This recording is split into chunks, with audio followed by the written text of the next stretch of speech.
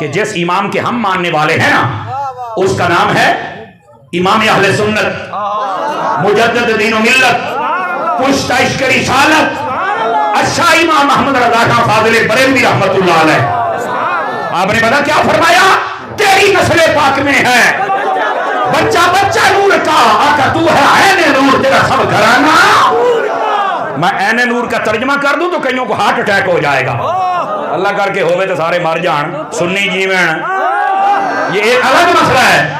لیکن سیدی اعلیٰ حضرت کو تمہیں کیا پتا کہ سادات سے ان کا کیسا عشق ہے۔ اعلیٰ حضرت کو اللہ نے 5 بیٹیاں عطا فرمائی۔ پہلی بیٹی پیدا ہوئی، نام رکھا مصطفی بیگم۔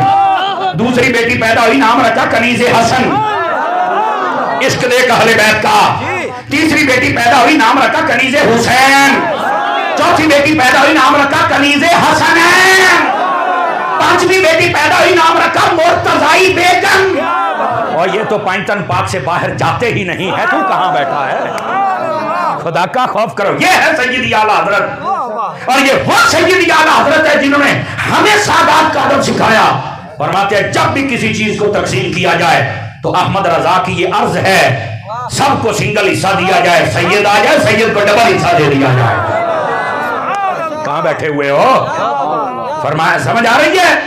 تو ہمیں لوگ کہتے ہیں کہ سادات کا ادب اعلیٰ حضرت نے سکھایا یا نہیں؟ اور اعلیٰ حضرت نہ ہوئے تو انہوں پتہ ہی کوئی نہ لگنا بھی سید ادب کرنا کس طرح ہے۔ اعلیٰ حضرت امام احمد رضا خان فاضل بریلوی رحمت اللہ علیہ، آپ نے سادات کا ادب کر کے دکھایا ہے۔